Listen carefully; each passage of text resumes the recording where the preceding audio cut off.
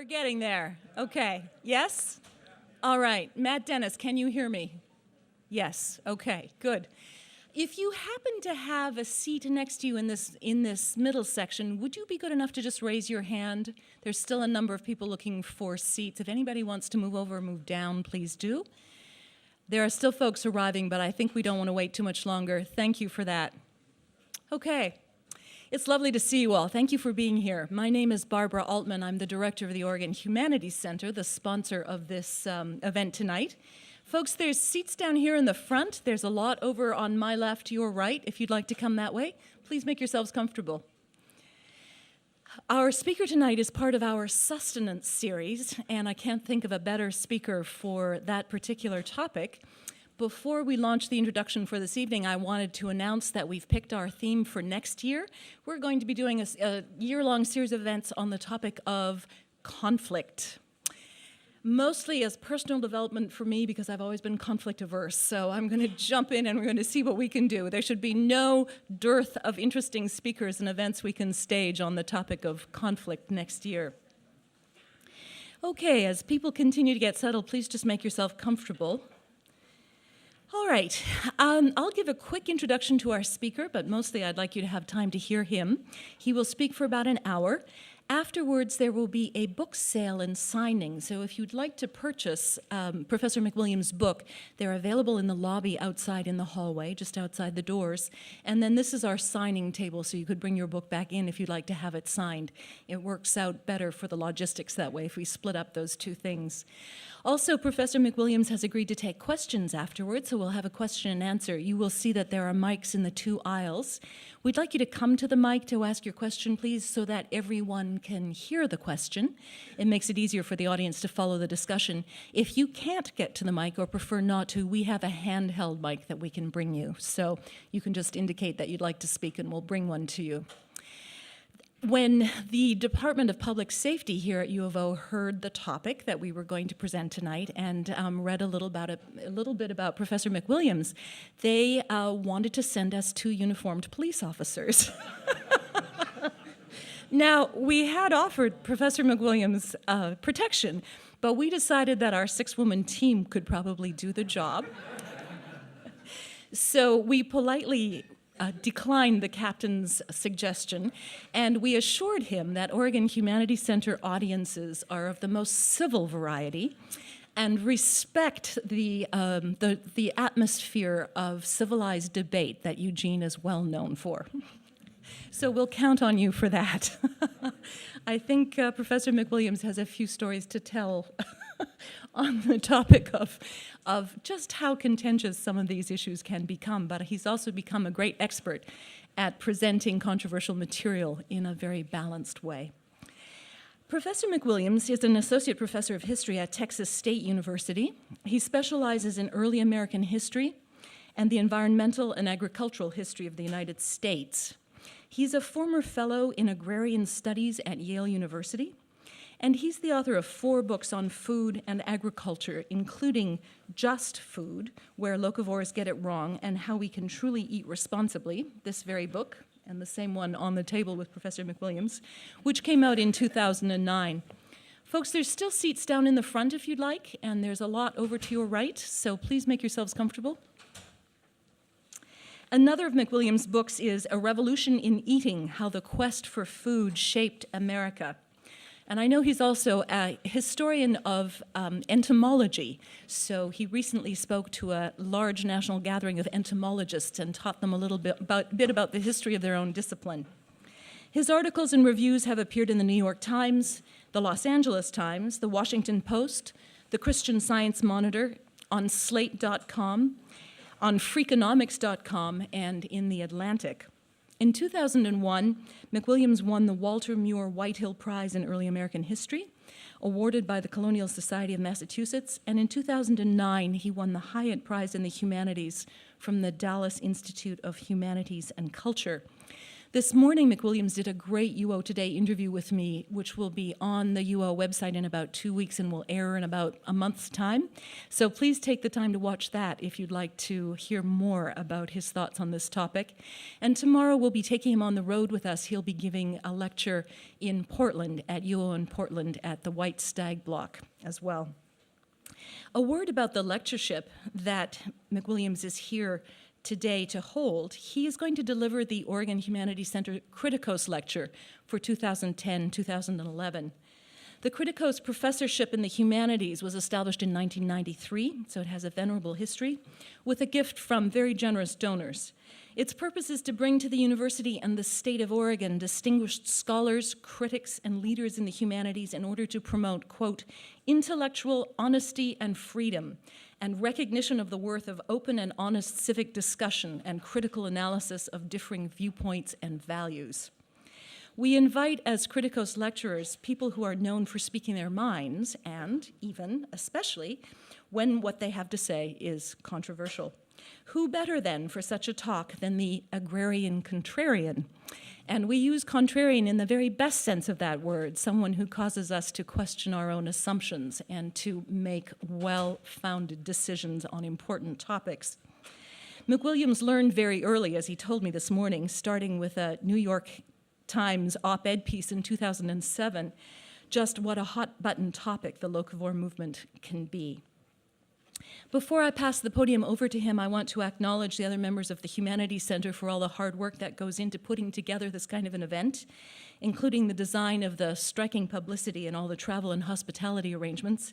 So much appreciation to Julia Hayden, Melissa Gustafson, Peg Gearhart, Lindsay Hendrickson-Rogers, and Jonna Ireland. It does take a whole team to make this happen.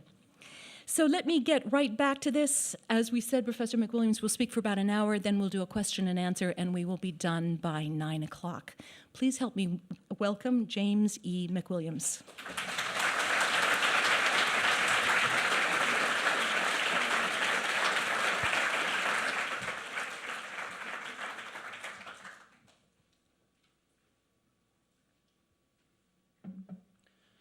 Thank you, Barbara, for the kind invitation.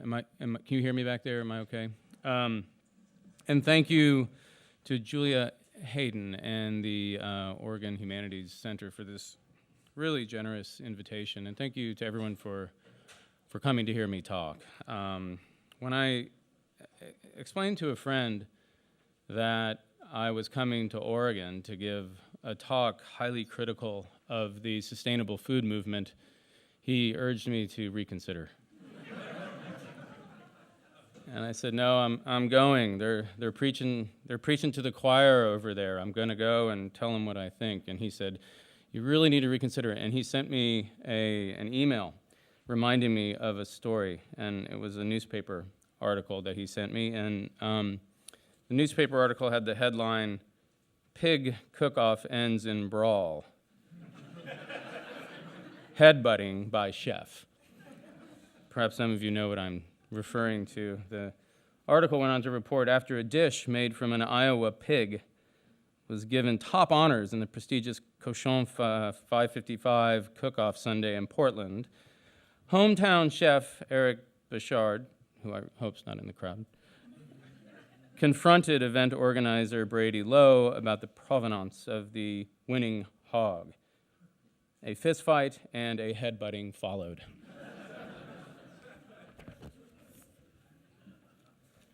I can assure you I am going to give an aggressively critical talk on the sustainable food movement. But before I get into my argument, I do want to say I do this in the spirit of dialogue. I do it in the spirit of challenging assumptions, and I really go at this really as a kind of generous provocateur rather than, well, some of the common terms that are used to describe my work by opponents would be needlessly provocative or recently infuriating. But I really do this in the spirit of open-minded inquiry.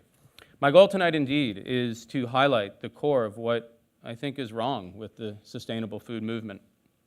My argument goes like this. The sustainable food movement, as it currently exists, is marked by intellectual insecurity, short-sighted insularity, a self-defeating anti-corporate bias, and a stubborn unwillingness to confront the geopolitics of food production. These are tragic flaws, in my opinion, because the inherent values of the food movement are good and are essential to both human and environmental health in the 21st century. There is no denying the fact that we have to produce more food than ever before in the next 40 years.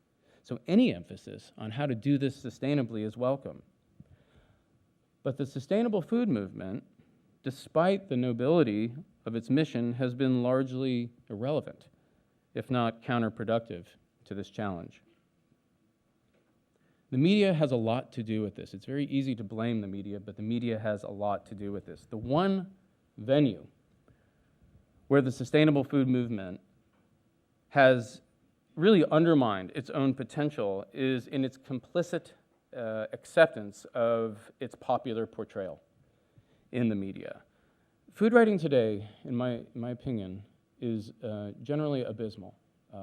It is fluffy, it is celebratory, it lacks criticism, it's self-referential. And what I have seen in the media, and I'm really talking just about the popular press, is popular food writers kind of pinning the sustainable food movement with these particular defining points. And I'll get to some of these points soon. And I've watched the food movement kind of allow itself to be defined by these defining points, imposed upon them in many ways by the media. The problem is that this acceptance and even this encouragement of this characterization of what the food movement is or what the food movement should be has really led the sustainable food movement to become dogmatic. And this dogma constrains the movement at every turn. So in many ways, I think the media has hijacked a number of good ideas and constrained them in a number of less than helpful characterizations.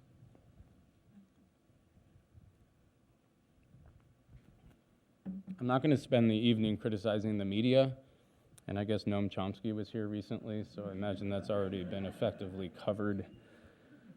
I have been especially intrigued, though, with these dogmatic beliefs that are at the core of the food movement. And this is where I think my role as a historian has been quite useful. Historians, I think it's safe to say that historians generally tend to become deeply suspicious when they see a trend developing, when they see a large number of people accept an idea. Historians sort of instinctually think something's wrong there. There's a myth that has to be uncovered. And then they go and research that and come up with some other story, some alternative narrative to what is commonly accepted. So I think it's this instinct, this impulse that has led me to really look at some of these foundational and definitional points of the food movement, which I'm going to get to momentarily, and really look at them very, very carefully with a deeply skeptical perspective. So I've done this, and really for the last 5 years, I've been kind of committing journalism, as a historian might put it, and writing about these issues in the popular press. And Barbara named some of the outlets where I'm writing about these, so I'm getting a tremendous amount of feedback, which also made me think would have been much better suited for the conflict next year rather than the sustenance. I don't know. So my overall conclusion as I did this writing, and I'm still doing it a little bit, although the focus has shifted, but as I did this writing in the popular media and got feedback from readers, it became clear to me that with food and agriculture, nothing is as simple as it seems. Every claim has a counterclaim, and every legitimate study has a legitimate counter study. Everyone has some kind of interest at stake. So let me get more specific and talk about some of these defining features and how I've tried to work with them. And again, I'm just going to name 5, and these are fairly random. I could pick 5 others very easily.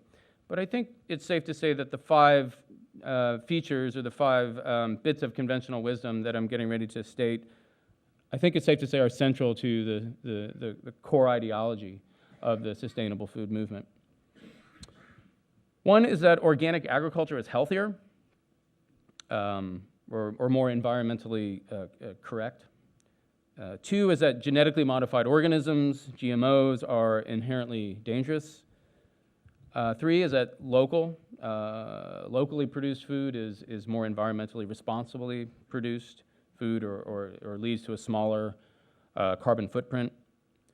The 4th would be that, and this is a particularly controversial one, that free-range meat produced under free-range conditions is safer to eat and also more environmentally sound.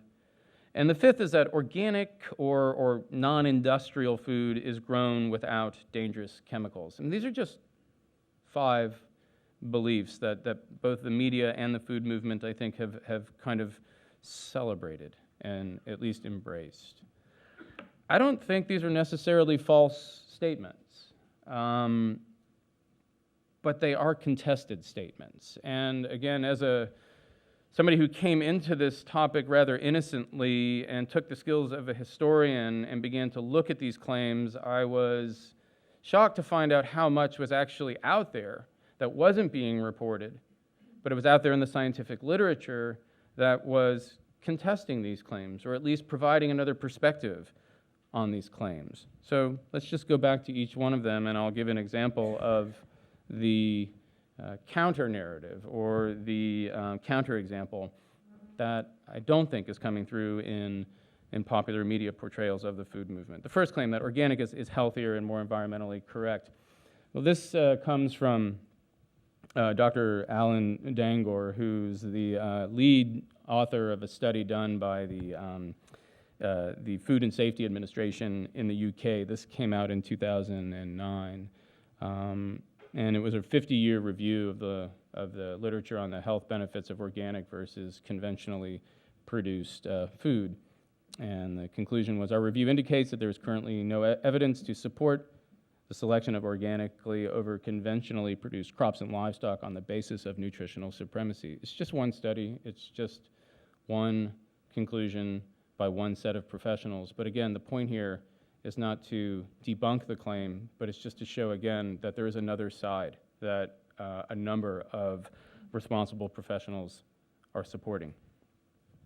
Second claim, that genetically modified organisms are inherently dangerous. Well, one more point on the organic claim. This actually is from an article I just published last month in Slate. I was summarizing some research that an agricultural scientist had done, really for the first time ever, comparing USDA data on yields, comparing conventional yields with organic yields. For whatever reason, nobody had taken this data that was existing separately and put it next to each other to compare yields. And what he found was that when it came to these basic row crops, the yields for organic were 40% lower for winter wheat, 29% lower for corn, 34% lower for soy, 53% lower for spring wheat, on and on. This matters because if we do believe that saving agricultural sprawl is important or preventing agricultural sprawl is important, lower yields have to be considered as, I think, an environmental a black mark in many ways. Okay, now to that second claim, that GMOs are inherently dangerous. I have to say, when I did this research, when I went into this research starting in maybe 2005, 2006, I started to do research for my book. I went into it, I would say, deeply opposed to genetically modified foods. I mean, all I knew about it was what I was getting from places like the New York Times, but I wasn't thrilled with it at all, and I didn't, if somebody sort of asked me, so what do you think about it, I'd say, well, I'm opposed to it. And in a lot of ways today I remain opposed to it, but I'll get to that momentarily.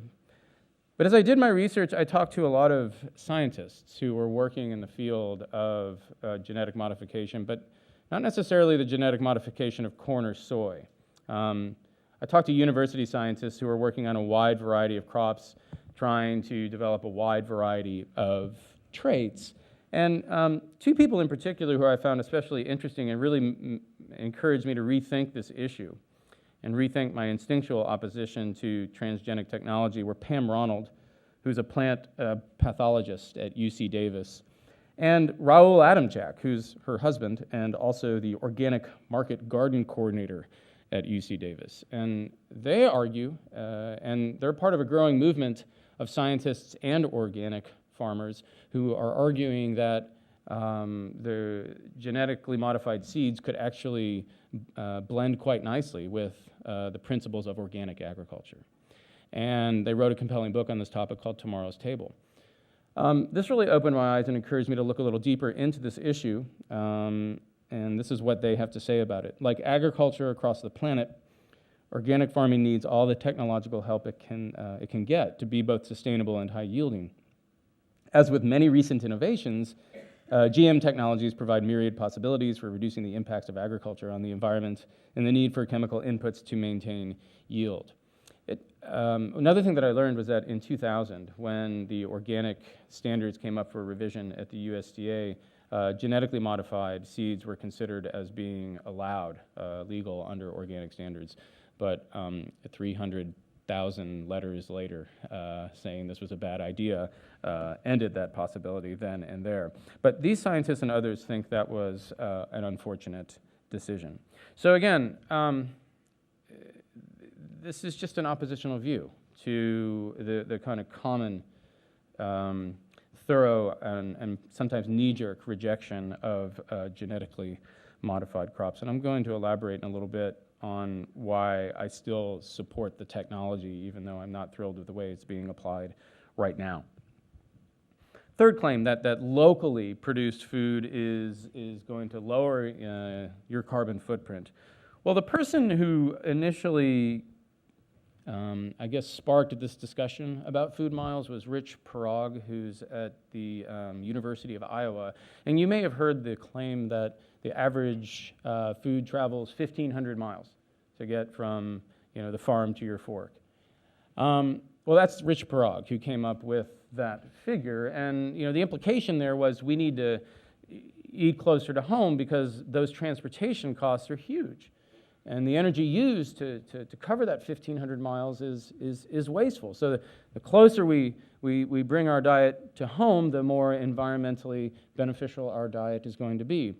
Well, it turns out that that's a dubious claim. And scientists have gone on to do a number of life cycle analyses of our food, and they've found fairly consistently that if you look at where the energy is being used in the overall process of getting food from the farm to the fork, transportation is a very small part of the picture. About 9 to 11% is the figure that several of these life cycle analyses have presented.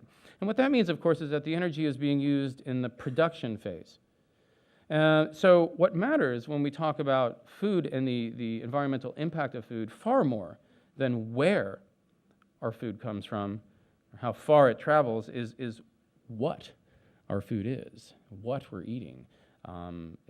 There is an overwhelming amount of evidence showing that certain kinds of foods, namely meat and meat-based products, have required overwhelmingly more energy to produce than plant-based products. So the conclusion that I would draw to this here is that if you indeed are concerned with reducing your carbon footprint of your diet, if you're concerned about eating an environmentally responsible diet, without a doubt, the most immediate and dramatically impactful thing you could do is to reduce, if not eliminate, meat and meat-based products from your diet. Buying it within 100 miles is really small potatoes compared to that. And so here's Rich Parag, the guy who came up with the 1,500-mile figure in the first place. Food miles are a good measure of how far food has traveled. I'm with you there. I get that.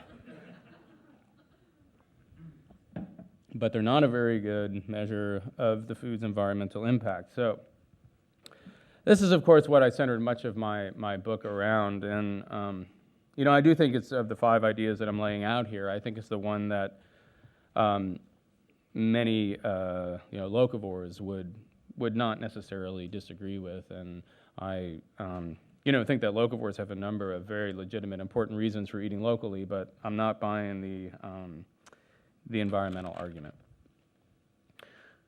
What about free range and the idea that free range food is safer? Well,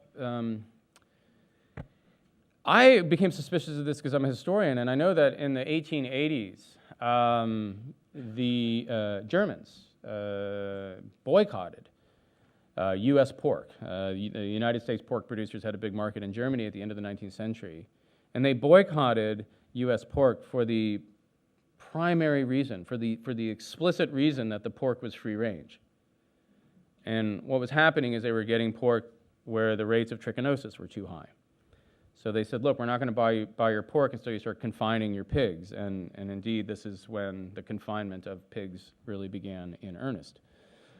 The idea that raising animals under free-range conditions may very well expose them to a number of pathogens is still very much a concern. We do hear frequently that this is a much safer way to eat, but there are dozens of studies that do not support that claim. I mean, there are, of course, dozens of others that show that it is the case. In this particular study, at this particular time, the free-range animals were healthier, were safer, had lower rates of salmonella or trichinosis, but there are many others that do not say that. And again, the point here is not to say that these claims are wrong. The point here is to force us to do something really uncomfortable, and that's to hold some conflicting ideas in our head at once. The Agricultural Research Service of the USDA reported in 2008, there is no discernible difference in salmonella levels between free-range, organically produced poultry and conventionally produced birds. And then a really interesting one having to do with grass-fed beef.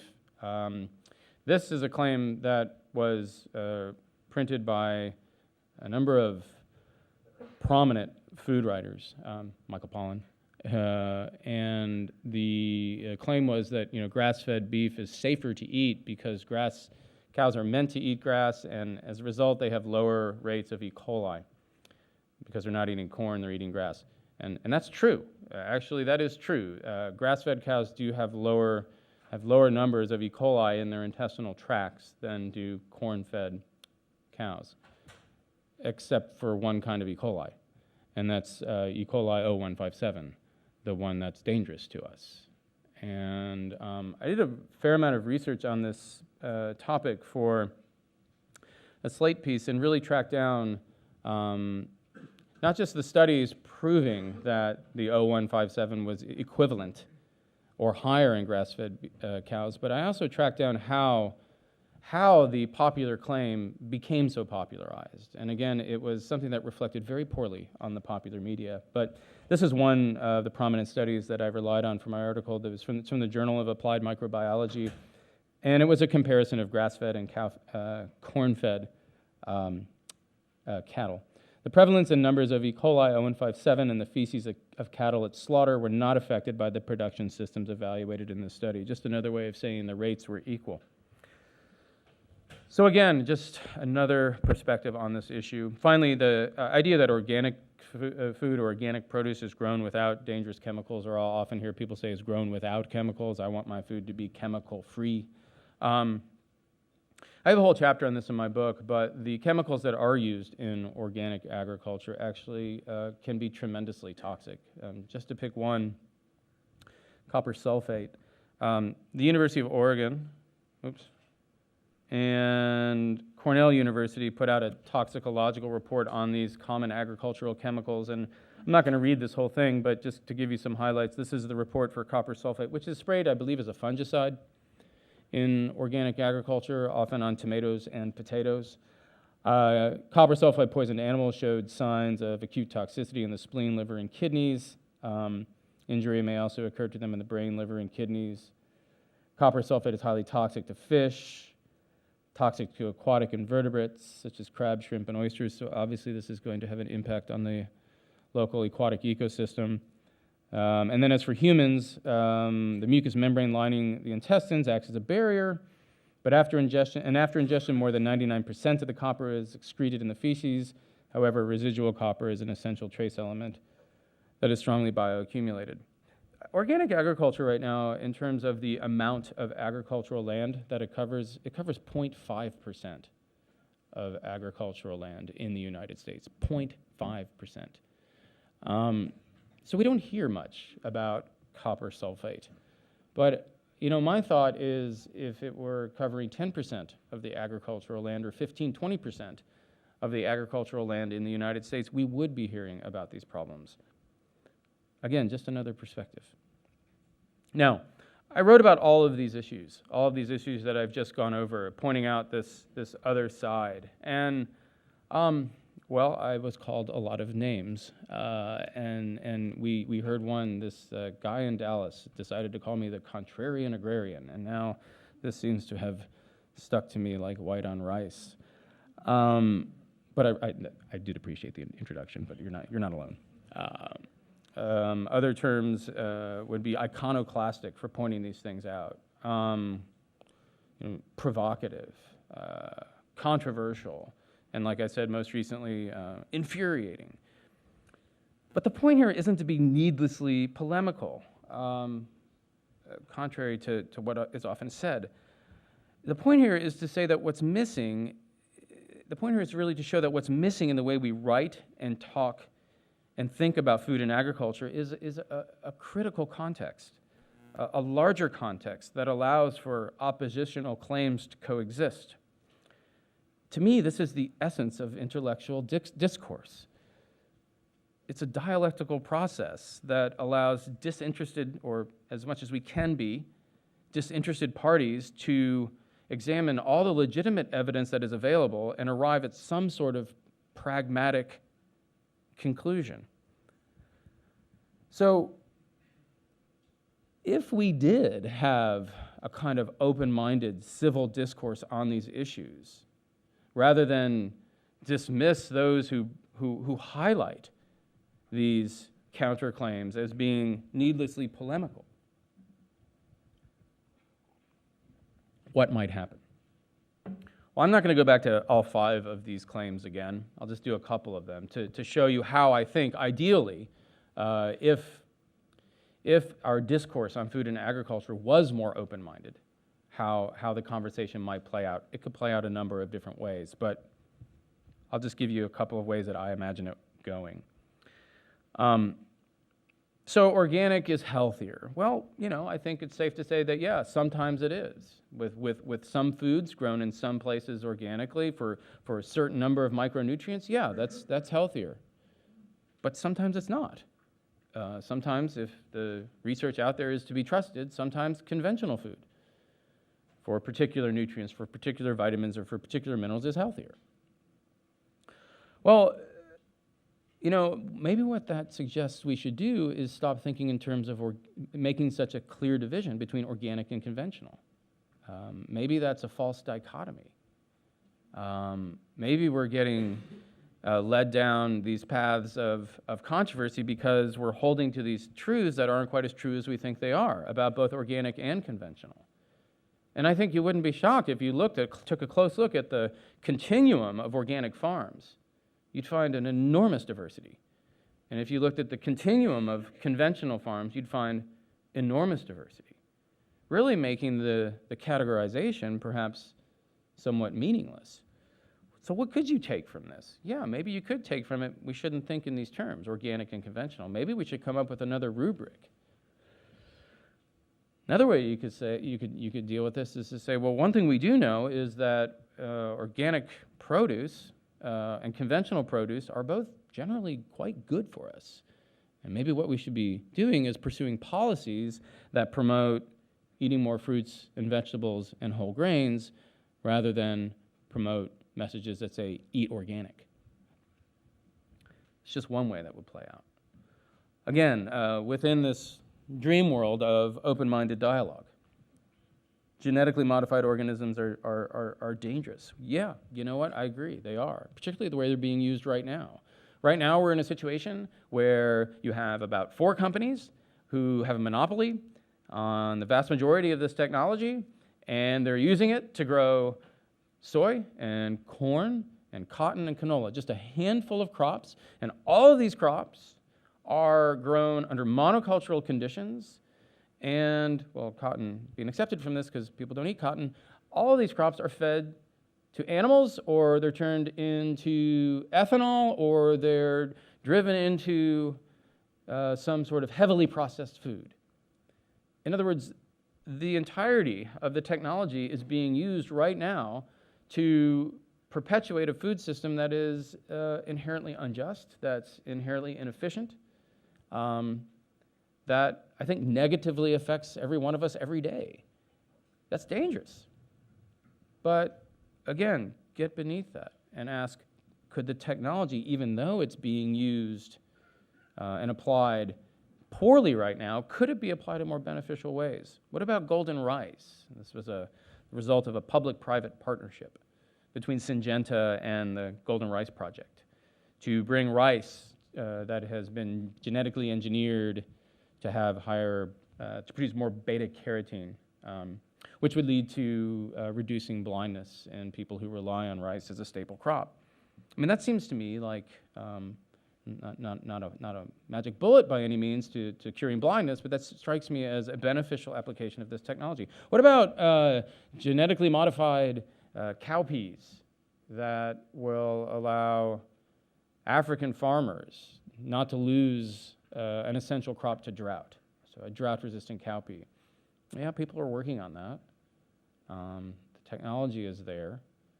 One of the reasons why it's not getting out faster is because there is such public opposition to anything genetically modified. What about a genetically modified rice designed to withstand longer rates of flooding, which, as in climate change occurs, we do have areas that flood longer than they used to, and they get a bacteria. And a region of the world that desperately needs this crop because it's their staple loses it to a blight. Well, what about a genetically modified rice that resists that blight? That's exactly what Pam Ronald, the woman I mentioned earlier, is working on. That strikes me as a beneficial application of that technology. So you see where I'm going with this. Maybe what we need to do as people who want to think ethically about food, perhaps what we need to do when it comes to genetically modified food or transgenic technology is make some distinctions and look at where it's used responsibly in a humanitarian and in an environmental way, and where it's being used irresponsibly. And the fact that it's primarily being used irresponsibly right now doesn't mean that there isn't great potential for this technology to be used in incredibly beneficial ways. Okay, one more example while we're in this sort of fantasy land of rational discussion. Local is better. Yes, local is better. Local is better in Eugene. I saw it today. I heard it today. I believe it. This strikes me as a part of the country where you should be growing your food locally. You can do it. You can provide a diversity of food locally. You've actually built an infrastructure including bicycles, carrying tomatoes that I learned about at dinner tonight. It's there. It's impressive. Yeah, you should be doing it here. One of the, I think, great benefits of writing this book is I've been able to go to college campuses all over the country and talk to sustainable food groups. And I've really been proven wrong in a lot of ways because I've seen with my own eyes how primarily young people are rebuilding, restructuring local food systems. I've seen it in Chapel Hill, was especially impressive. Charlottesville, Virginia was incredible. But the fact of the matter is, while it's working very well in some places, it just can't work in other places. The geography, the demography, there's a wide range of factors that prevent it from happening in other places in the United States and throughout the world.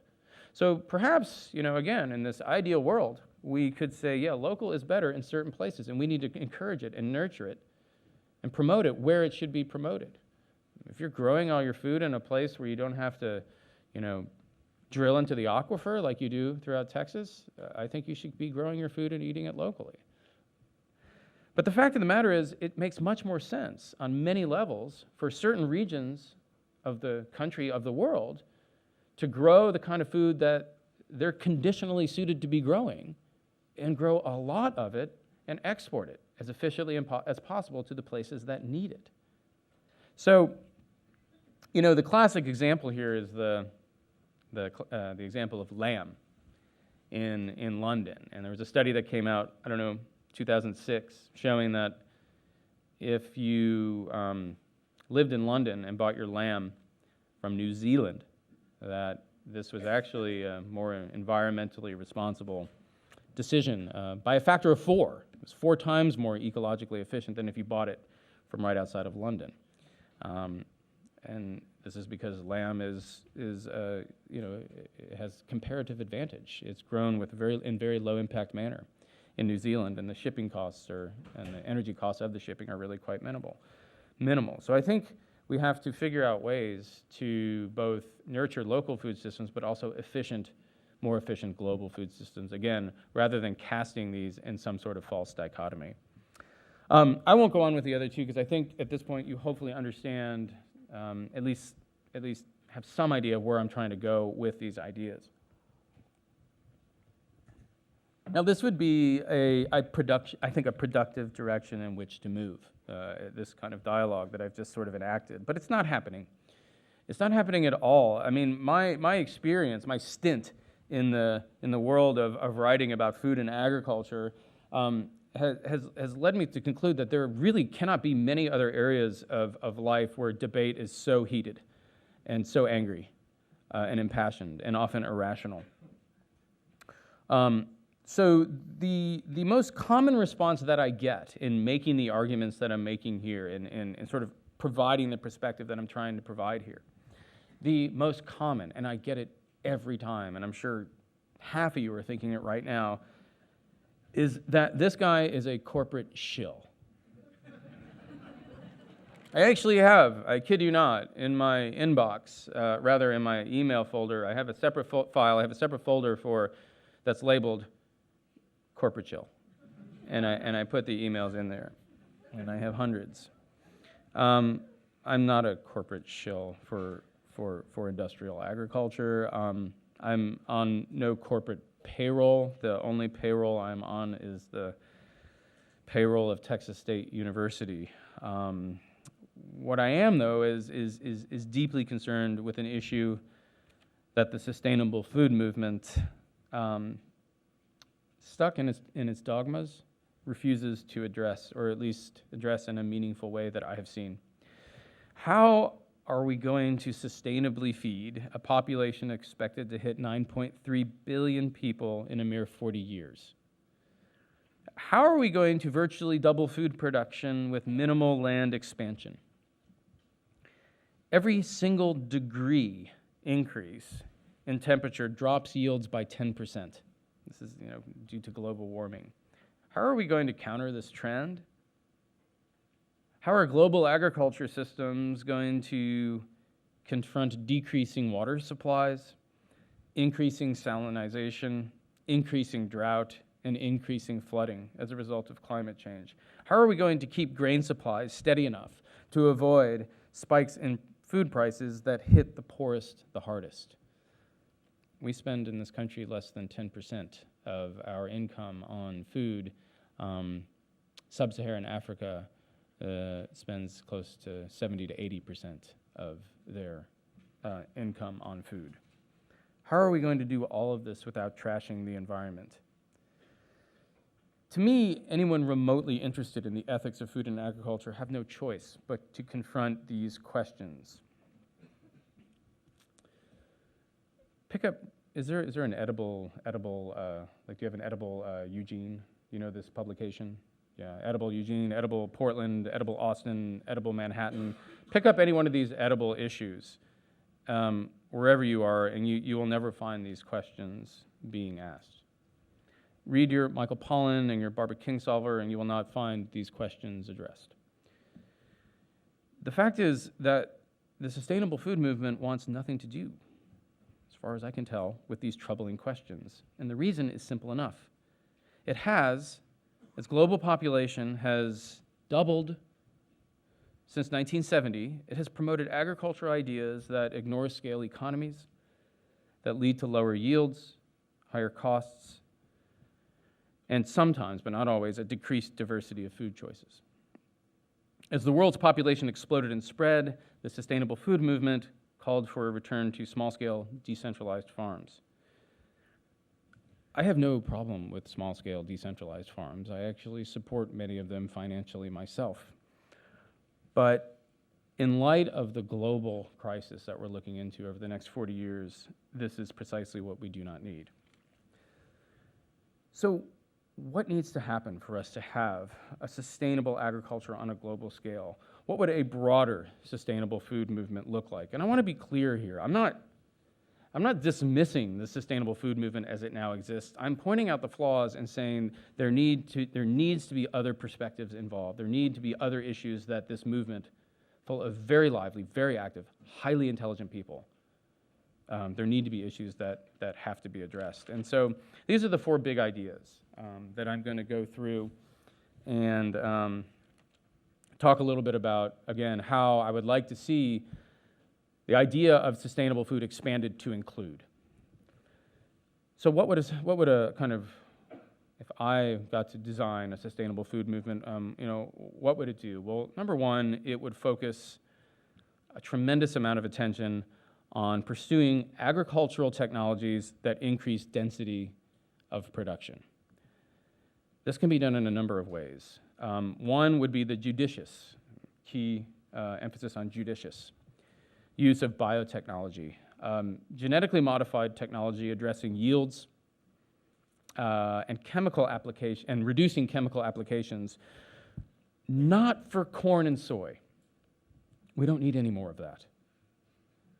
But what we could do is apply genetically modified technology to so-called orphan crops, things like sorghum and millet and sweet potatoes, in some cases rice. And I think this needs to be done through governments, through states, or through public-private partnerships. And the technology itself, while I think there are some advantages to short-term patents, giving corporations some incentive to pursue these technologies, overall, these patents need to be in the public sphere, in the public domain. Another example of a way that we could achieve density of production would be research, development, and subsidization of environmentally efficient fertilizers. This is very boring. It's an issue that I have tried for years to pitch to national magazines and newspapers, and I tell them this is hugely critical to improving food production and the environmental impact of food production. And over again, I get the implicit response that it's just not readable material. So I'm going to talk about it anyway. We need to pursue in fertilizers that have higher nitrogen uptake rates. And again, we don't need to pursue, these can be crop specific. And again, not for corn and soy, but for those orphan crops. That's not going to really do you much good. The only reason it's so funny, of course it's corn that the example is for here, but there's no way around it. There are fertilizers that are incredibly expensive, that release nitrogen at a rate commensurate with the plant's nitrogen needs. And the release rate is slower, and as a result, a majority of the nitrogen gets taken up by the plant. And as one scientist told me when I was doing some research on this, nitrogen is good when the plant takes it up, and it's bad when it doesn't. It runs off into the environment, creating dead zones. Right now, what's happening is that most large-scale farmers are using incredibly cheap anhydrous fertilizers, most of it bought from China. And these fertilizers hit the ground, and about 10 to 20% go into the plant, and the rest runs off. The slow-release fertilizers, or the nitrogen that lead to higher nitrogen uptake efficiency, those figures are often reversed. So yeah, it's not a perfect system, but it's an incredible improvement that would have, I think, dramatic impact on aquatic ecosystems and all the other negative effects of nitrogen runoff. The interesting thing about this is, as I said, this can be attacked from not just the ground, but the plant itself. Through not just genetic engineering, but sometimes genetic engineering, but not always. This can often be done through conventional engineering as well. The plant can be designed to use that nitrogen more efficiently. So again, this is just an agricultural technology that would lead to higher yields using less fertilizer. And it's not a perfect system by any means, but again, given the demands of food production in the next 40 years, the environmental benefits of something like this would be enormous. Finally, under this density of production category, we could also provide economic incentives. I think this is a political issue. Provide economic incentives for a variety of density-driven, really localized technologies that, in one way or another, produce more food with fewer inputs in a smaller geographical space. Let me get back to my aquaculture example. I mean, one was aquaculture. I have a chapter in my book on aquaculture, and one thing that was really quite stunning to me is freshwater aquaculture is what I'm talking about. As far as I know, marine-based aquaculture cannot be as sustainable. I know they're working on it with salmon, but I don't see it happening. But there are freshwater systems that are scalable. Here you can see in the image there's the small kind of home aquaculture system, and then of course the commercial catfish farm, which I believe this picture's from Alabama. So it's scalable, and the amount of flesh, I mean the amount of edible flesh that you can get per acre is astronomically higher than what you get from land-based animals. And it's interesting why. I mean, one of the reasons why is that, fish convert the feed into flesh much more efficiently than land-based animals do. And one reason they are able to do this is they don't have to use energy, they float. So they don't have to use energy to walk around or to maintain body heat like land animals do. So there's a more efficient conversion rate. I don't have the figure in front of me, but again, it's in my book. Just the amount of calories per acre that you can get through freshwater systems are, off the charts higher than if we're talking about land-based animals. So that's just one. Others that I haven't really looked into as carefully, but really intrigue me.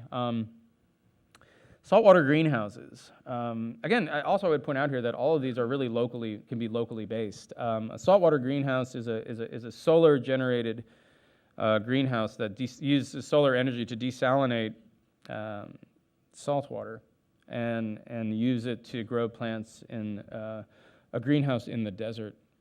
So this is something that's being undertaken thus far on a fairly experimental level in the Middle East. And again, if we're talking about food security, this is something I think that would be worth pursuing. I'm going the wrong way. And then precision farming. This is something that some farmers are currently using, but precision farming uses GPS systems and GIS systems to actually take precise measurements of acreage of a field's nutrient needs and water needs, and it allows you just to use your resources far more judiciously. So then, rather than doing broad-based sprays, you can spray just in the areas where it is needed. I did visit a corn farmer in Iowa who had one of these, and the fact is they're incredibly expensive, and which leads me to think that all of the things that I'm talking about here should be subsidized. I'm going to talk briefly about subsidies in a minute, but anyway, so that is a final example that I'll give. There are others. Vertical farming is one, and again, I've only looked into this a little bit. But again, it strikes me as a sort of density-specific and density-driven technology that might be worth pursuing. All right, the second big idea here, the second sort of principle, and I don't think many people who are in the sustainable food movement would disagree with this, is that we need to make industrial agriculture. I don't have a problem with industrial agriculture. Frankly, I think we need industrial agriculture given the food demands that we're facing. And industrial agriculture, does something, agribusiness does one thing really well. It produces a lot of food. And we need this to happen. The problem is it produces a lot of food while creating a tremendous amount of environmental degradation. So the reason why they do this, of course, is because they don't have to pay for the externalities. And if we had agricultural rules, if we had agricultural laws that said something to me that's fairly simple, it's actually a market-based law. Farmers should pay the true cost of production. If farmers did have to pay the true cost of production, we could put a price tag, a market value on air, soil, and water, and when they were damaged, farmers would pay for that. That, in addition to restructuring our subsidy system, I just really like this image because it's, you can't see it very well, I imagine, but it captures the hypocrisy of our subsidy system so well. The image on the left is what is subsidized, and the beige, the predominant color there is meat and dairy. It gets 73% of the federal, I think it's $315 billion a year. They get 73% of that. But in terms of the USDA's recommendation of what we should be eating, you can see the other image, which is vegetables gets 0.37% of the subsidies, but again, we should be eating 9 servings a day. So there's something clearly out of whack here. I did read, and I meant to actually look up the citation before I came here, but I didn't. But I did read, so this is somewhat speculative, that if farmers did have to pay the true cost of production, like particularly meat producers, a pound of ground beef would cost something along the lines of $35. So you would see behaviors change. So incentives that reward increased productivity while reducing environmental impacts, I think, are in order, and we can use the power of subsidies to encourage that. And when I make this point about externalities, people often say, well, corporations will never, ever allow that to happen. Well, I'll tell you what, one of the advantages of being in the position that I'm being, and one of the advantages of being thought to be a corporate shill is that corporations have invited me in. And that's fun. And I've gone to places that I won't name, but one thing I will say about that experience is it's impressive how ready corporations are for change. These are efficient, often incredibly efficient institutions. And when something changes, they have a plan in place in terms of how to react to that. And I can guarantee you, during the whole discussion about carbon taxes and cap and trade, they had a plan in place. And if they have to bend to that, they will bend to that. So I do have some faith in the power of agribusiness to produce a lot of food efficiently and with some amount of environmental responsibility. But there have to be financial incentives for them to do that.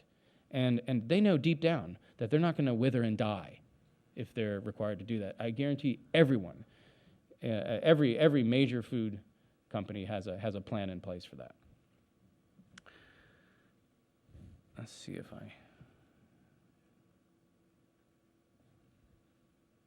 I'm going to be quick about this one. Again, in terms of what we should be thinking about in terms of sustainable agriculture, we need a massive public reinvestment in agricultural science and technology. The peak here was the mid-'70s when there was enormous public. The top line there is the public investment in agricultural research, and you can see in the 70s it was about twice as where it was in 1995, and then it just has really gone down even further up to the present. And this is really unfortunate because the result of this, I've just talked quite a bit about how we need all this research into density generating agricultural technologies. The problem is that as public funding from the federal government and from state governments has gone down, land grant schools, the places that I think are best suited to do this kind of research, have become dependent on corporate funded research. They have to get their money from somewhere, and I have talked to many scientists who are not pleased with the fact that they're funded by Bayer, and the pesticide research they're doing is for Bayer, but they have nowhere else to get their money. Agricultural scientists should pursue the questions that interest them, and many agricultural scientists that I know are interested in genuine concerns about sustainability, but they are unable to direct their research agendas in that direction because they are beholden to those who are buttering their bread. And of course, those who are buttering their bread want research that is dedicated to meat-centric monocultural agricultural systems, the exact kind of agricultural systems we don't need. So if the previous example was really an issue of politics, the subsidies and the externalities, I would say this one is an issue of economics. Finally, and I imagine you knew this was coming, this would be my fourth major change or inclusion that I would make in the sustainable food movement. And it's actually on this issue where I have probably gone head-to-head most with my friends in the sustainable food movement. I think we need a radical and immediate transition from a meat-based diet to a plant-based diet in the industrialized world.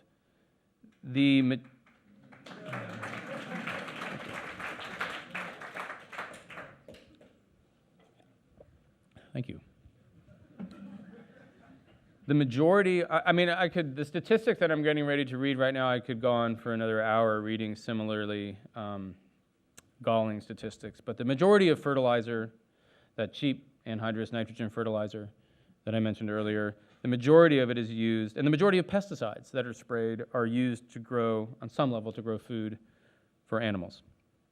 The majority of the antibiotics that are produced are fed to animals. The majority of the water in the West goes to animal agriculture. We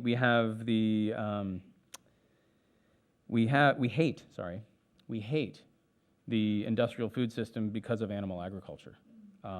We hate the industrial food system because of what it does to fatten animals, if you want to get right down to it. I don't hear too many people complaining about industrial carrot production or industrial potatoes or spinach. 18 to 51%, depending on which study you're going to believe, 18 to 51% of greenhouse gas emissions are linked to animal production. So the environmental argument here is fairly clear. What I find happening in the sustainable food movement is a kind of glorification of these alternative small-scale free-range systems. There are still many problems with those systems, and I think ultimately we're going to have to see radical, they're better in some ways, but ultimately we're going to have to see radical reductions in the amount of food that we eat as an industrialized nation. I think the average amount of meat purchased by an American these days is somewhere like 260 to 270 pounds a year. It should probably be more like 12. Now, the other concern here is that I've talked about the sort of Malthusian fear and this increasing population and the need to meet the caloric needs of this increasing population. But something else that's happening is we're also, between now and 2050, going to see about 3 billion people in the world move into an economic position where they're able to eat a more industrialized diet. And if the industrialized diet that they adopt is the one that we're eating now, the game is over. All these discussions we're having about sustainability are going to be irrelevant because that will not be sustainable, no matter how the meat is raised.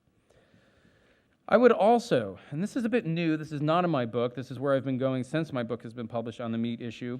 I was overwhelmingly convinced by these environmental arguments. And I think most people who have read that chapter in my book have been as well, and I've gotten the most positive feedback on that chapter. But I've since really started to look into the basic ethics of animal production. And again, just being as curious as I could be, and it's almost like I don't know if I want to go there. I don't know if I want to go and read what the philosophers are writing about meat production and the ethics. The basic question of is it morally acceptable to own an animal and exploit it for food we don't need? It's a frightening question, especially if you take it seriously and go to the animal rights literature.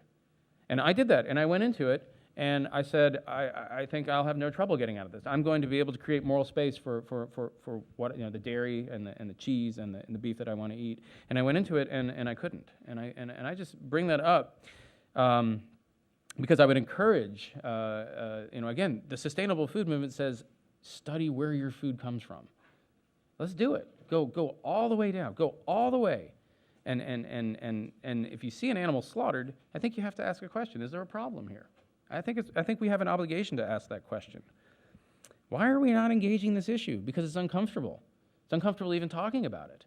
But this is where I'm going with a lot of my work right now, and I have to tell you, I have been convinced, or not. I will not say I've been convinced, but I haven't been able to argue my way out of that very uncomfortable position. And I think the sustainable food movement is certainly at this point mature enough to take on these questions, not just of animal welfare, but animal rights. Oh, I forgot 2 more slides, but there we go. All right, so I'm going to end with a kind of statement of the if I could be king and design the perfect agricultural world, what would it look like? And then I'll take questions. My perfect agricultural world would be diverse global production and trade of nutrient-dense plants through environmentally sound industrial methods, not exclusively industrial methods, and for the direct rather than indirect consumption by humans. In the end, I'd like to see a sustainable food movement centered on the ultimate goal of people growing food for people, whether they are our neighbors or half a world away. Thank you.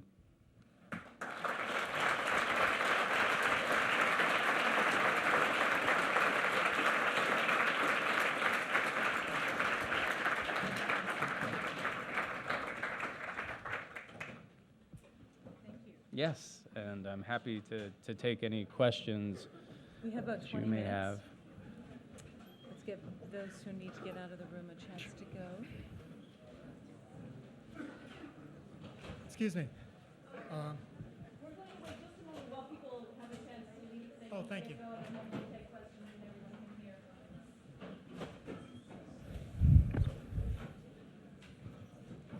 Alternate between mics. Just go back. Take one from your right and one from your left. Oh, sure, yeah, There's yeah. Just remind people about the book sale while we're letting people leave, if Oh, you don't mind. Do you sure. mind if I Nope, go ahead. step up to that mic? Thank you. While we're letting people filter out, let me remind you that there's a book sale in the lobby if you'd care to pick up a copy of the book. We're just going to let the crowd settle in a little, and then we'll take questions alternating from one mic to the other. We've got about 20 minutes for questions. Okay, I think we're ready to go if you are. Okay. Please. I don't know whether this mic is live or not. But It didn't. I can speak loudly. Yeah, I don't. Hello? Ah, There it you is go. live. Great. So my question is, when I hear your arguments, it sounds, although you started with the premise of where the Locavore food movement gets it wrong, you end up arguing towards the local food movement in a lot of ways. All the changes that you sort of suggest are, well, mostly large scale and mostly in the field of government and corporate or big agricultural stuff. And so my question is, what is why speak to us at all, in a way? Why speak to the local food movement about this in our small, frankly, diluted ways? Because you're the smartest people in the room. Thank you. No, I mean, seriously, this is where the passion is. And this is where the concern is. And this is where people are saying, look, we need to really look at our food systems. And these, as I said in my opening when I stated my argument, the real tragedy is that the core the core belief system at the core of the locavore movement or the sustainable food movement is essentially good. We just need to figure out how to apply it to these global questions. There's an insularity that I see that's incredibly damaging. So I'm speaking to you because you're the sort of talented 10th. You're the ones that are going to make these changes happen. Every city I go to, I meet locavores who are have everything that one would need to take this issue global. They have access to media. They have access to often government. They have a lot of passion and a lot of charisma. So it's not just you I'm talking to, though. I actually talk to a lot of people in agribusiness. I talk to a lot of people in corporations. And this will maybe shock you a little bit, but when I talk to you, I don't just mean you, I mean you, I get a lot of flack, and that's fine. I mean, that's all part of debate. And when I talk to corporations and I go to Monsanto and I say, you know what, I don't believe in animal agriculture. They say, hey, why don't you come visit us for 2 days? It's a really interesting kind of, the differential reaction there is really hard for me to process. I mean, as somebody who's for the most part, my entire political belief system has always leaned in a certain leftish direction. To be kind of castigated by many of my friends in the left has been no fun, and then to be warmly embraced by people in right-wing corporate America has also been a little sort of causing cognitive dissonance, I guess. But I've spoken to them too. I've spoken to ranchers in South Texas. So it's not just you that I'm speaking to, but I do believe that when I come and speak to sustainable food groups, that these are the people who are really going to affect change. Thank you. Yes? Hi. I'll identify myself. I'm primarily vegetarian. I'm primarily a locavore. I buy as much organic as I can, and I go so far as to do the slow cooking. And while I understand your arguments, they don't really address my behavior and the reasons that I do what I do. And there's a variety of reasons. But I'll tell you what started me on this path was bovine growth hormone. It was banned in most of the world, but it was freely allowed into the U.S. milk supply. And the problem here was, and one of the things that motivates me across the board is that there's just no testing of stuff that goes into the food supply anymore. And not only is there no testing, if you have a suspicion that something is going wrong, the food industry can take you down, and they tried to take Oprah down for criticizing the beef industry. And so in the spirit of open and free discussion, I'm surprised that you're not advocating, for a major increase in government funding of testing, because, maybe the tests will show that some of the GMOs actually are safe for the environment. Maybe they don't have adverse effects on human health. But the problem is, given this, the situation we're in today, we absolutely have no idea. And so I prepare my own food. Yeah. I get rid of, all the preservatives I can because people aren't testing it. I get rid of, I go as close to the source, the organic, and everything else. So, I think that's something you ought to probably start to factor into your thinking on. Well, no, I think it's something, in many ways it's there. I mean, the issue is management and regulation. I think that's hugely important, and I certainly wouldn't disagree that we need much more of it and that it should be, much stricter. But, I also think that you raise an interesting you raise an interesting decision that you have made, which is, you're not happy with the industrial production of milk or the industrial production of beef, and therefore you're eating vegetarian. Well, to me, that's the most empowering thing a consumer can do. And one of the reasons why I put so much weight on this issue of reducing meat consumption is, as consumers, we often feel helpless when we stare into the abyss of the industrial food system. What can I individually do about subsidies, or what can I do about bovine growth hormone, or okay, well, maybe I'll drink raw milk, but how do I know that's not going to kill me? And there are all these questions when it comes to animal and animal-based products, which is why I have become quite aggressively supportive of the decision to just kind of do what you're doing, say no to all of it. And many of the issues that you just raised, nobody's putting bovine growth hormone in any of the vegetables that we eat or whole grains that we eat, or fruit, not yet anyway, fruits that we eat.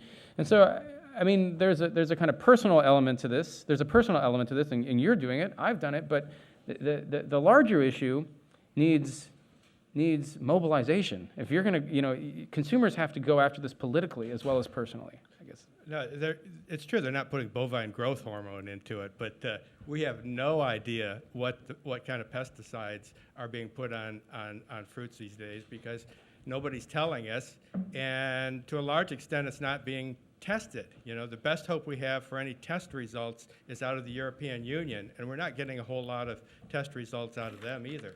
Right, and that's, I think, what I should add. I think your point is great, and in my little final paragraph there, I'm going to add heavily regulated, because we should know, I will say, just as a kind of off remark here, that I don't worry terribly, I guess, about pesticide residue, but I'm not completely convinced with like the Bruce Ames argument that the benefits that you get from eating the fruits and vegetables far outweigh the dangers that whatever residual pesticides might be causing. I do buy that to an extent, but I do try to buy my produce. I don't worry about buying it locally, but I try to buy it grown in the United States, because I think our environmental laws are, comparatively speaking, quite strict. But thank you. Yes. Yeah, well, you partially addressed this question, but when you spoke about organic produce versus conventionally produced produce, you said there's no significant difference, I think, in nutrition value. Yeah. But what about the difference in the effect on the body of the pesticides that you're ingesting and the cancers produced? Well, that's why I brought up, go ahead. And also in GM foods like BT gene in your body, what's the effect of that on the body in the long term? Do we know even what these effects are? No, we don't. And you know what? Eating organic is not going to save you from that either, because BT is an organically allowed pesticide. You can dust your crops with BT. So again, the idea, look, I mean, growing crops is going to require chemicals, and there's always going to be some residue. I think sometimes we expect to have a perfectly safe food system, and that's not possible. I mean, I think that producing food is, in many ways, it's kind of a compromise. Are you saying it's okay to ingest the pesticides? No, it's not okay to ingest the pesticides, but it might be unavoidable. I don't know that you can grow food, plant-based food, for 9 billion people without using pesticides. So back to this gentleman's question about regulation. I mean, I think that's what we have to do. We have to have pesticides that are effectively regulated. I don't know any large-scale farmer who would abandon pesticides. They couldn't survive. They'd lose 60% of their crop every year. Well, that's an assumption too, I think. Okay, well. I mean, in an ideal world, yes, I would agree with you, but we have to produce a lot of food. This wasn't what I was originally speak on, but I think that the gentleman here has got a good point. BT on your crop versus as a GMO component inside the food is two different things. But what I wanted to mention was the food disparagement laws. How do you come down on those things? I work with food corporations, and I see them lobbying more and more for reduced labeling. If they had their way, we would not be able to tell if our product came from Portland, Oregon, or from Monterrey, Mexico. And then in addition to that, the food disparagement laws, where it's actually going to be illegal, and it already is in many states, depending on the particular crop and or food industry that's being disparaged, to actually describe exactly what's happening with your food. Right. Well, I think labeling is a really tricky issue. I'm generally supportive of providing as much information as we possibly can on a label. I think there are some real dangers, though. For instance? The labels can be meaningless. So, free-range chicken.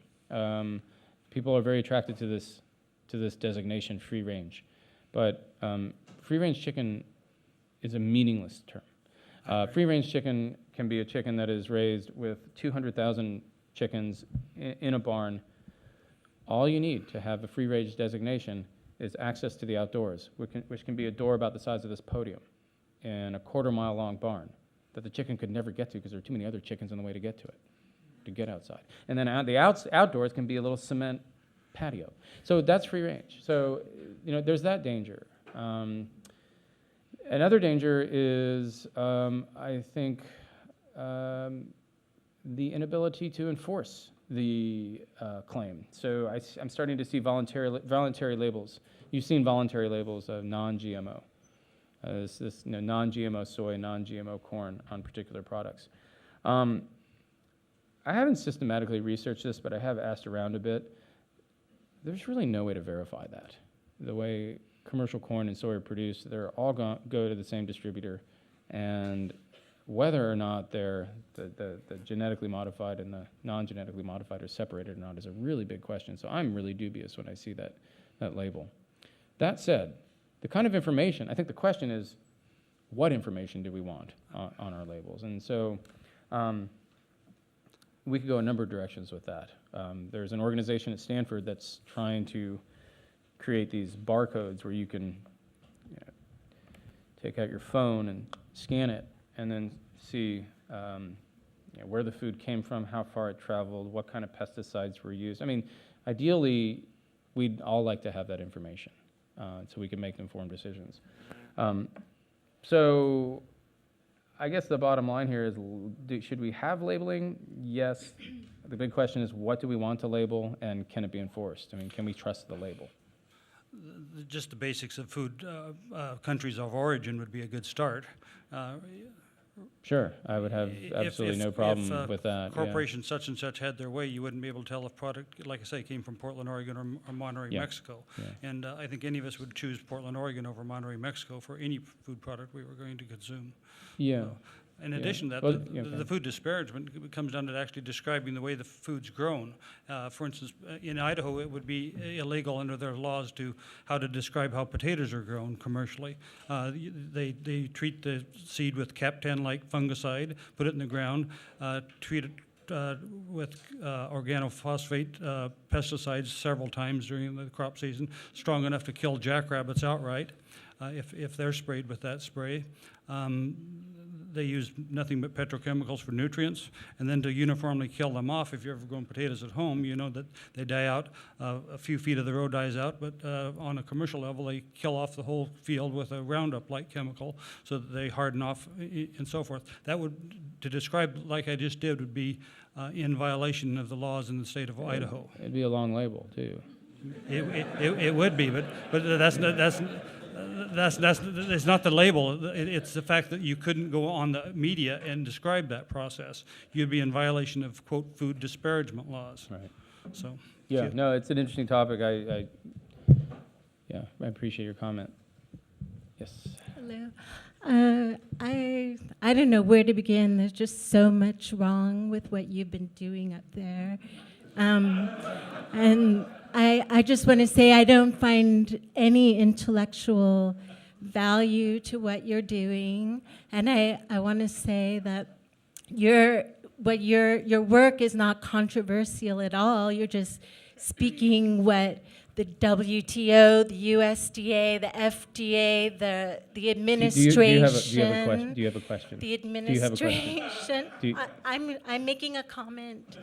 The present administration, you're like a mouthpiece for them. You could probably lift it off their writing. And I just want to say, all right, here's my question. Have you looked at the work of the Institute for Responsible Technology and the scientists? Jeffrey Smith? Jeffrey Smith. Let's talk and about the- Jeffrey Smith. and Now, the let me have a word here I'll about just Jeffrey finish Smith. my question. You calling him a scientist? No, You know the the one thing he has scientists that accomplished? he works with Okay. that show that GMO you cannot is bring dangerous up Jeffrey to Smith health, in here. You cannot do dangerous that. to human health You cannot and do the that. Jeffrey Smith is known for one environment. thing, and that's pioneering yoga moves, and you know that. Pardon? He has pioneered a famous yoga move. That is Jeffrey Smith's single contribution to the world. He has done nothing but built his career on misinformation. There's an entire website of academic scientists who have taken every claim he has ever made and debunked it, and I suggest that you look at that. Don't bring up Jeffrey Smith here as a counter-argument It's to what not I'm Jeffrey doing. Smith. What about Pushtai and all the other scientists that show Center for evidence Responsible Technology is and Jeffrey Smith. about the health of eating GMO foods? And why don't you look more at those issues? We've been more eating. about the health controversy. Send and me a the serious scientific bees study are showing that dying, GMOs are dangerous to our health. the Send me pollinators. a serious scientific study showing me that, and I will listen. A legitimate scientific study. Okay.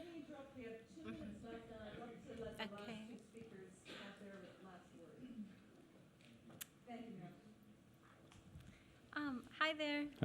Hi. I wanted to say thank you so much for a lot of the good points that you did bring up, especially about developing more efficient fertilizers and going towards a more vegetarian diet. That's great, I think.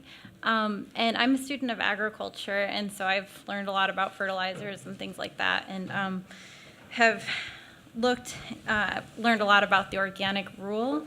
And I just wonder how familiar you are with the actual organic standards, if you've actually read the rule, because it's not just a list of materials that Yeah. you're allowed to apply to your farm. It's a whole system of practices that you're supposed to put in place before you ever touch any kind of input. Right. And especially with pesticides. All pesticides are restricted, and they're not supposed to be used at all until you've implemented all of these whole systems kinds of things. So I think it's great you brought up copper sulfate. Yeah, I mean, my sense is that I have read the rules, and I mean, Yeah. my sense is that they are ideals that organic farmers are supposed to follow as Right. closely Right. as they can. But as I'm sure you know very well, as the organic industry has grown, even though it's still very small, as it has grown, those ideals are harder and harder to achieve. So, I mean, I think organic agriculture works best on a very small scale as a result, and therefore it's always going to be something that's going to cost more and be accessible to a Because relatively. those external costs are Yes, they have actually to pay factored those. in. Yes, Yeah. yeah. So, well, I guess I just wanted to point out too that we can all make a difference to the organic standards, which is a scaffolding, because you're talking about a different way and a different way of monitoring how food is produced. Right. But I don't really know, and I would be totally open to a suggestion. I don't know of another system of scaffolding that's in place that has a monitoring system Yeah, as no. good as the organic Yeah, standards. yeah, I would agree with you 100%. And I think that, when I talked about trying to dissolve that distinction between organic and conventional and coming up with a third way to create a set of standards about how we should be growing our food, I would agree with you 100%. And this is what I actually find so interesting about that couple, Pam Ronald and Raoul Adamczak. Because what they're doing is they're saying, let's just forget these distinctions. Let's come up with a way that produces food with using as few pesticides as we can. And that's why they're bringing in the transgenic technology. Because there are benefits in terms of lowering pesticide usage when you incorporate transgenic technology. You hear people argue about this with corn. If you applied it to crops that haven't benefited from 100 years of scientific research, you would see very quick. Cotton is an example. Cotton has seen over a 70% reduction of pesticide usage since it's been BT cotton. This information is out there. I like that you said that we need to move the patents to the public domain, because I feel that there's no way right now. I can't agree with any kind of GMO production I without. actually don't agree with any the- of it right now either. Yeah, it's pretty bad with the patents. But and the but the technology, I think, has the potential to be used responsibly. And what do you think of golden rice? Are you? The crop failed pretty bad. Well, they're still working on trials, but it didn't completely fail. And in fact, it's going to be marketed probably sometime next year. But I appreciate your comments very much. Thank you. Okay, one more question, yeah. Thank you. My question is kind of back to the large scale of food distribution, and you talked a lot about food issues in the developing world, and I'm wondering if maybe there's a place for addressing, the kind of the global system of trade and the global distribution of food, and maybe some of the inherent inequalities kind of embedded in that system, if there's a place for that in your argument as well. Yeah, I mean, there certainly is. I mean, we're talking about fair trade laws. And I think, one very good example of why these are needed, or what happened with corn in Africa in the 1980s. Norman Borlaug, went to Africa in the mid-'80s and sort of brought advanced technology to corn and to encourage sub-Saharan Africans to grow corn.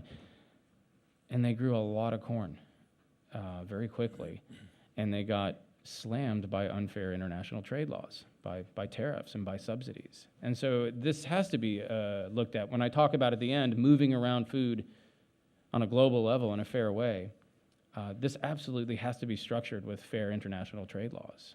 I think that's critical, so I would agree 100% with that. Yeah.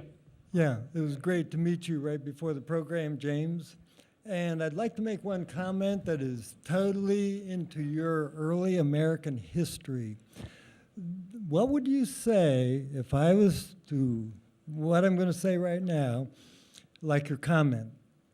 The most brilliant book ever written in the history of the English language, according to some authorities in history, and English as well, was a book called Common Sense.